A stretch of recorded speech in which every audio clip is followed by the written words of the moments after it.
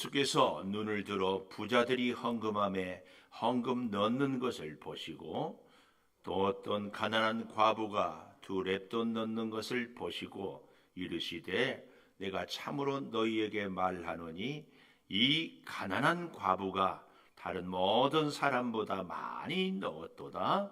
저들은 그 풍족한 중에서 헌금을 넣었거니와 이 과부는 그 가난한 중에서 자기가 가지고 있는 생활비 전부를 넣었느니라 하시니라.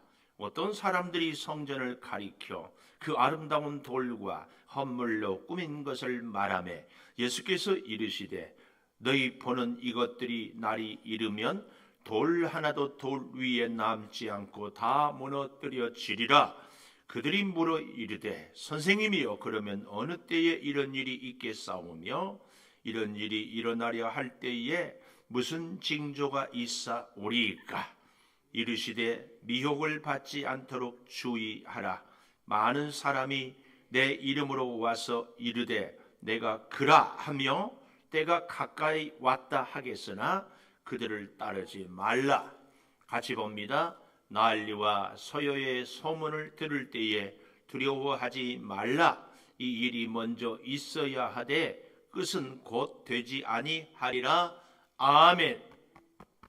오늘 또 새벽을 깨우는 송아 너는 하나님의 보석이다 보석이다. 변함없이 새벽 제단을 지키는 권사님은 하나님의 보석입니다 보석입니다 보석입니다. 이 모든 것이 주님의 은혜입니다. 아멘 아멘.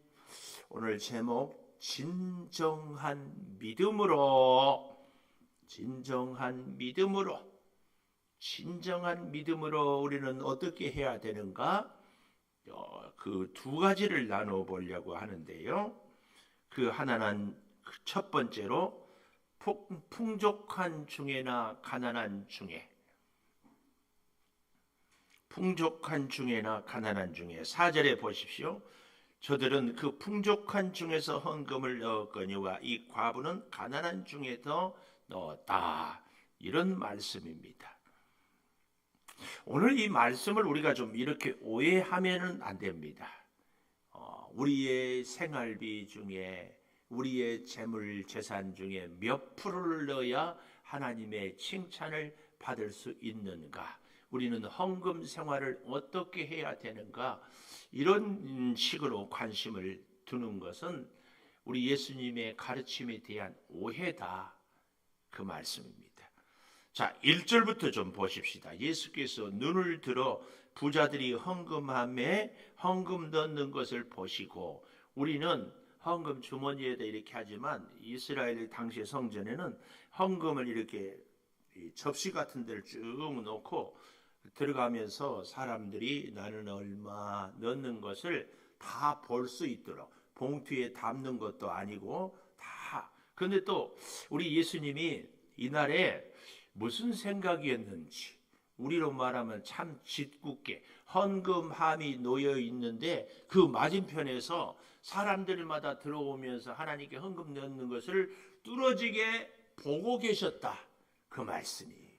또 이걸 갖고 우리 예수님은 맨날 사람들이 헌금에만 관심이 있었다. 이렇게 오해해서도 안 되고, 예수님도 헌금에 관심이 있었으니까 우리도 관심이 있어야 된다. 그런 것도 아니다. 어쨌든 그날은 아마 예수님이 좀 헌금 생활하는 것에 대해서 특별히 관심이 좀 있어서 보셨는 것 같습니다. 그런데 거기에도 깊은 뜻이 있었다. 그 얘기예요. 자, 2절이에요. 어떤 이름 없는 가난한 과부, 특별히 우리가 이 누가복음의 서기관들이 과부들의 가산을 삼키는 것을 얘기를 하면서 이 가난한 과부, 이후야 어찌했든 남편이 죽으면서 유산을 주지를 못해서인지 아니면 이리저리 다 뜯겨서인지 심지어는 몸이 불편하든지 이런저런 일들로 인하여서 하여튼 가난해졌다. 가난해졌어요. 그래서 하나님께 드리는 그 예물이 두 렙돈 넣는 것을 보시고 그랬습니다. 렙돈은 데나리온, 남자 성인의 하루 품삯의 128분의 1. 그러니까 요즘 우리로 말하면 하루 일당이 12만 8천 원이면은 한 렙돈은 1,000원, 두 렙돈이면은 2,000원, 이 정도. 얼마나 작은 액수인지. 그래서요, 이게 정말 작아서인지 이 마가복음 12장 41절 한번 가보십시다. 마가복음 12장 41절에 가보면 예수께서 헌금함에 대하여 앉으사, 오늘 여기도 41 대하여 앉으사 바라보고 계셔서 무리가 어떻게 헌금함에 돈 넣는가를 보실세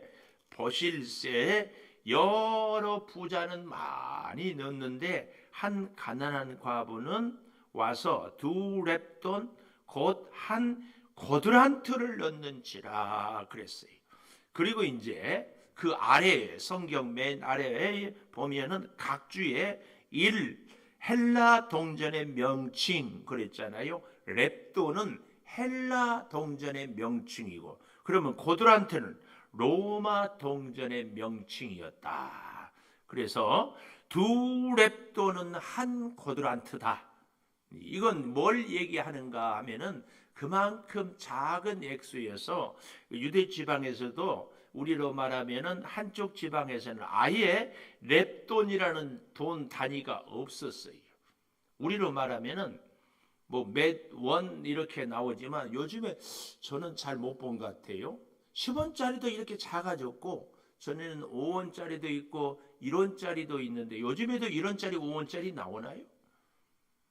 내가 잘 못 본 것 같아요. 10원짜리도 아주 작아졌어요. 아마 그런 것처럼 이 렙돈은 지극히 작은 이 동전의 단위였다 하는 것을 좀 알면은 좋겠습니다.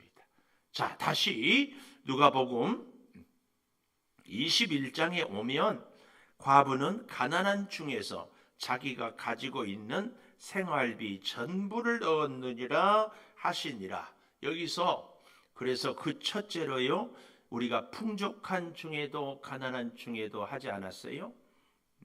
중요한 것은 생활비 전부라는 이 말입니다. 이 말을 문자적으로 그대로 받아가지고 내 소득 전부를 드렸다, 내가 한 달 생활비를 전부를 드렸다, 이렇게 우리가 오해를 하면서 그래서 우리도 생활비를 전부를 드려야 된다, 이 얘기가 아닙니다. 또 예수님이 이 부자들이 풍족한 중에 헌금을, 아까 마가복음에는 많은 돈을 넣었다, 이렇게 분명하게 표현하는데, 그래서 예수님이 이 부자들이 헌금하는 것에 대해서 책망하거나 혹은 그래서는 안 된다 이렇게 얘기한 적도 없다는 사실을 우리는 보아야 됩니다. 또 반대로 이 가난한 과부가 두 렙돈을 넣었더니 하나님께서 100배로 주셨다, 이런 축복도 없습니다. 우리가 헌금을 하나님께 드릴 때에 반드시 갚아주실 줄은 믿지만 마치 장사, 투자 개념으로 우리가 헌금을 하나님께 드리는 것은 실수하는 겁니다. 왜냐하면 하나님은 다 여러 가지 모양으로 우리가 하나님께 충성하는 것, 또 예물을 드리는 것 갚아주시기는 하는데 그 방법이 꼭 내가 원하는 대로 하는 것은 아니다. 예를 들어 보면 내 당대에 복을 받을 수도 있지만 부모 세대가 하나님께 귀하게 예물을 드리고 축복을 심으면 자녀 세대에 받기도 하고, 물질을 드렸지만 다른 여러 가지 우리의 건강이라든지 우리가 사람들로부터 존경을 받는다든지 혹은 나를 통하여 내 주변의 사람들이 복을 받는다든지 이런 여러 가지 것들은 하나님의 영역입니다. 그러나 중요한 것은 정말 이 가난한 과부가 두 렙돈 넣는 것을 하나님, 아니 우리 예수님이 아셨다는 사실이 정말 중요합니다.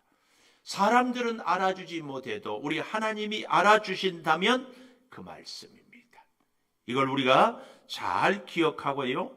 예수님은 이 여인이 과부인 것도 알고 가난한 것도 알고 헌금 액수가 얼마인 것도 알고 생활비의 전부인 것도 알고 또 그 여인의 마음가짐도 알았다. 결국은 우리는 다시 이 말씀에 우리의 시선을 집중해야 됩니다. 생활비 전부, 이것은 그의 물질을 다 드렸다 이게 아니라 이 과부의, 이 가난한 여인의 생활의 중심이, 생활의 우선이, 최고의 가치가 하나님이었다. 이걸 우리가 알아야 돼요. 그래서 여러분, 우리가 열의 하나를 구별하여 하나님께 드리고 나머지 9으로 살아갈 때에도 하나님 중심으로 사용하고 쓰는 것, 이겁니다. 여러분, 혹시 한 달에 생활비를 예를 들어서 100만 원을 쓴다 하면은 가계부 한번 써보셨습니까? 그 중에 내가 먹는 데 돈을 제일 많이 쓴다 그런 사람은 죄송하지만 내가 먹는 것이 가장 내 인생에 중요한 겁니다. 우리의 하루 시간 24시간 중에서도요, 물론 뭐 자는 시간을 빼놓고 나머지 내가 활동하는 중에서 제일 시간을 많이 투자하는 것이 뭐예요? 그게 내 생활의 가장 우선 순위입니다. 그런데 직장에서 8시간 근무하면 제일 많이 하잖아요. 중요한 것은 그 직장 생활도 하나님 중심, 하나님 중심, 이게 굉장히 중요합니다.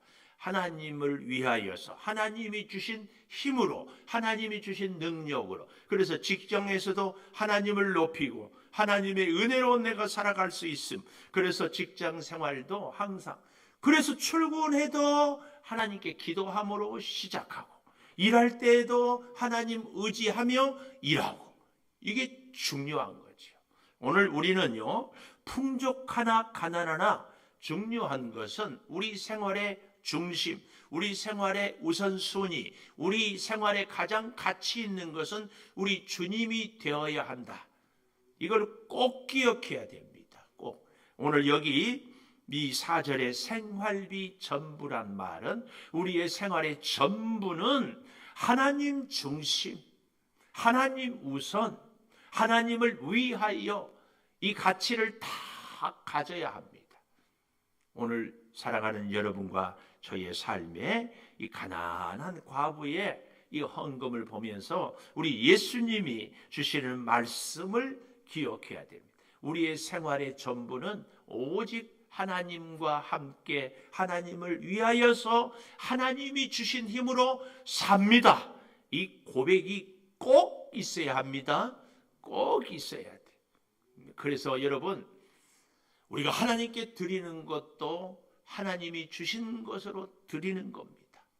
이 얘기. 우리가 직장 생활을 하는데 사실은 직장 생활이 아니라 하는 것이 아니라 하나님이 내게 주신 사명. 그래서 여러분, 우리의 직장도 하나님이 오늘 나를 그 직장을 통하여서 하나님의 일을 하라고.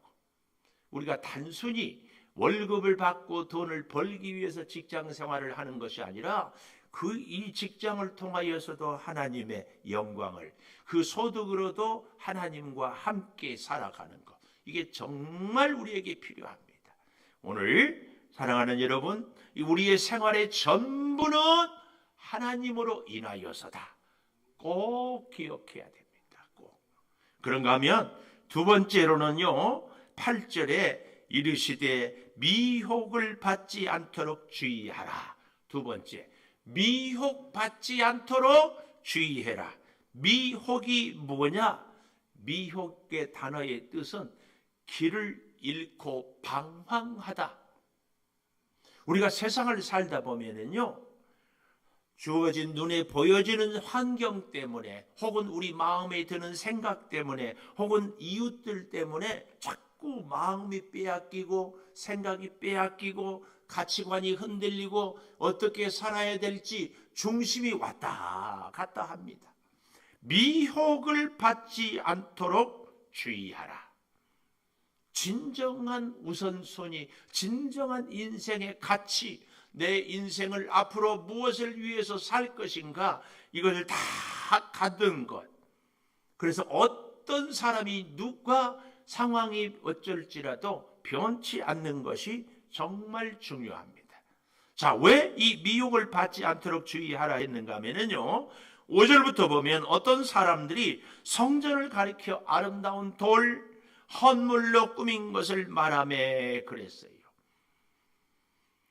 예루살렘 성전에는요, 돌들로 성을 지었는데 아주 큰 돌은요, 예를 들면 길이가 12.5m 정도처럼 길고 높이가 한 2m 50 정도 되고, 그리고 두께가 3m, 이런 돌은요 무게가 40톤 된대. 40톤 돌, 이렇게 큰 돌을. 그래서요 그 이집트의 스핑크스나 이런 어마어마한 건축물을 보면은요, 이야, 아니 저 옛날에 지금처럼 뭐 기계가 있는 것도 아니고 포크레인이나 되는 것도 아니고 어떻게 했을까?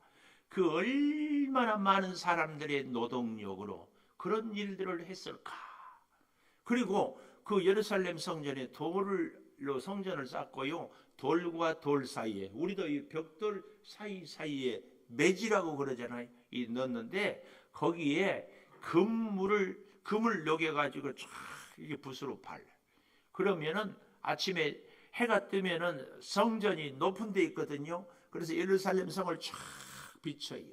얼마나 아름다운지 몰라요. 그런데 오늘 여기 본문에 보면 6절에 날이 이르면 돌 하나도 돌 위에 남지 않고 다 무너뜨려지리라. 70년에 로마의 티토 장군이 예루살렘을 함락하는데 이 성전에 붙어있는 금을 다시 이렇게 가져가기 위하여서 그 돌들을 다 무너뜨리고 그 돌과 돌 사이에 있는 금을 다시 우리로 말하면 매지라고 하는 것을 가져다가 녹여가지고 금을 다 가져가요. 그러니까 돌 하나도 돌 위에 남아 있을 수가 없지요. 그 금을 다 가져가요. 우리도 그런 얘기들이 있잖아요. 자, 저 사람은 저 성격 때문에, 혹은 저 사람은 저 인물 때문에, 혹은 저 사람은 저 가진 돈 때문에 인생이 어렵게 되었다. 예루살렘 성전은 그 금빛 찬란한 것이 자랑이었거든요. 그것 때문에 무너진 거예요. 오늘 우리는 뭘 자랑해요? 어떤 사람은 돈을 자랑하고, 어떤 사람은 인물을 자랑하고, 어떤 사람은 자기의 지식을 자랑하고 기술을 자랑하는데 그 자랑한 것 때문에 넘어집니다. 하나님 없는 물질, 하나님 없는 재산, 하나님 없는 재능, 하나님 없는 외모, 그것이 우리를 망가뜨린다. 절대 기억하십시다. 오히려 내세울 것 없어요. 그래서 나는 주님 한 분밖에는 아무것도 없습니다. 주님이 약한 그를 세워주셔요. 참 사람이 지혜로운 사람은요, 이걸 깨달아요. 세월을 살수록, 나이가 들수록, 인생을 경험할수록 내가 가진 돈이 결코 나를 지키지 못하고, 나의 그 잘난 외모가 나를 지키지 못하고, 남이 없는 기술이 나를 지키지 못하는 것을 깨달아 알아요. 그러면 얼른 납작 엎드려야지. 납작 엎드려야지. 오늘 미혹을 받지 않도록 주의하라. 정말 조심해야 됩니다. 사람들은, 아니 저기 7절 보십시오. 그들이 물어 이르되 선생님, 그러면 어느 때에 이런 일이 있겠사오며, 때를 묻잖아요. 이런 일이 일어나려 할 때 무슨 징조가 있사오리까? 예수님은 언제다, 무슨 징조다, 이런 얘기를 하는 것이 아니라 미혹받지 않도록 주의해라. 우리에게 징조와 때가 중요한 것이 아니고, 내가 하루하루 일상을 살아갈 때 내 생활의 전부 중에서 미혹받지 않는 삶, 하나님 중심의 삶을 사는 것, 그러면 때나 징조가 전혀 문제가 아니다. 그 얘기입니다. 그 얘기. 여기 보십시오. 8절 하반절에 보면 내가 그라하며 때가 가까이 왔다 하겠으나 그들을 절대로 따르지 말라. 거짓 선지자들. 난리와 소요의 소문을 들을 때 두려워하지도 말라. 그것은 있어야 될 끝은 아니다. 우리 인생의 결론, 우리 인생의 마무리는 항상 우리 주님이 해 주실 줄 믿습니다. 우리가 지금 성공했다고 기고만장해서도 안 됩니다. 실패했다고 낙담하고 좌절해서도 안 됩니다. 아직 끝은 아닙니다. 꼭 기억하시고 우리 오늘 두 가지, 내 생활의 전부가 하나님 중심으로, 첫째. 두 번째는 결코 미혹을 받지 않도록 하라. 미혹. 여러분 여쭤보고 싶어요. 혹시 사기 당해봤어요? 사기?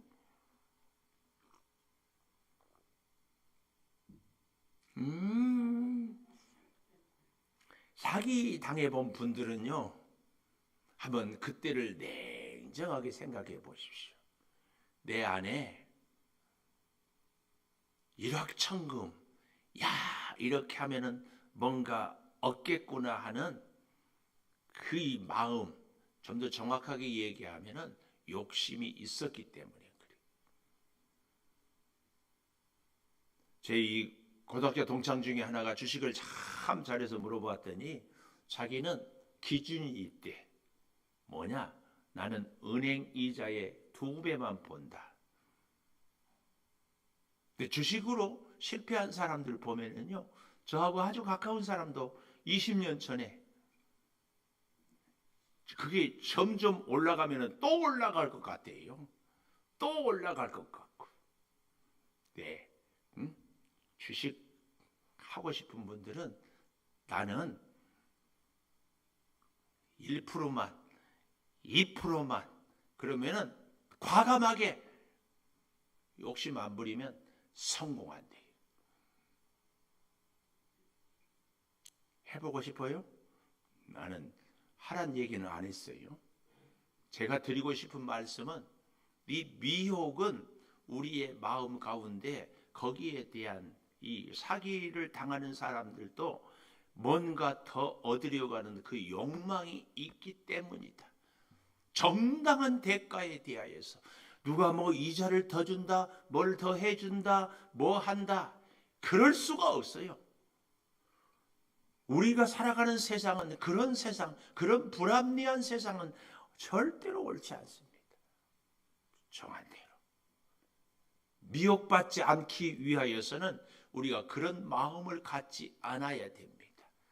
우리 주님의 이 가르침을 꼭 기억하고, 오늘 두 가지 제가 여러분에게, 하나는 생활의 전부는 하나님 중심이어라. 두 번째로 미혹을 받지 않도록 해라. 이 두 가지 기도하겠습니다. 11조의 물 이음전 권사님 드렸습니다. 참 감사합니다. 믿음으로 살아가는 우리 성도들, 오늘 우리 주님의 교훈을 가슴에 새깁니다. 가난한 과부의 예물 드리는 모습을 보면서 우리의 생활의 전부가 하나님 중심으로, 그래서 우리의 시간도, 우리의 재능도, 물질도, 내게 주어진 모든 일들도 하나님이 주신 힘으로 하나님과 함께 하나님을 위하여 살게 하여 주시옵소서. 아버지 하나님, 사랑하는 자녀들까지도 하나님의 그 믿음과 하나님을 향한 그 헌신이 중심이 되기를 소망합니다. 역사하여 주시옵소서. 미혹받지 않기를 구하오니 미혹당하지 않도록 하나님, 우리에게 늘 하나님을 의지하며 하나님의 주신 교훈을 가슴에 새기며 살게 하여 주시옵소서. 소득을 주셔서 구별하여 드립니다. 받으시고, 하나님의 것을 구별할 때마다 우리의 모든 것이 하나님의 것임을 고백하오니 받으시고, 삶의 순간순간 하나님을 의지하고 살아가는 은혜의 삶이 되게 하여 주시옵소서. 심히 어려운 시대입니다. 오미크론 바이러스로 다들 힘들어합니다. 능히 이기게 하여 주시고 건강을 지켜주시고 후유증 없게 하여 주시고 하나님이 살아계심을 체험하게 하여 주시옵소서. 지금은 우리 주 예수 그리스도의 은혜와 아버지 하나님의 무한하신 사랑과 성령의 감화 감동하심이 영원토록 함께 하시옵기를 간절히 축원하옵나이다. 아멘. 기도하십시오.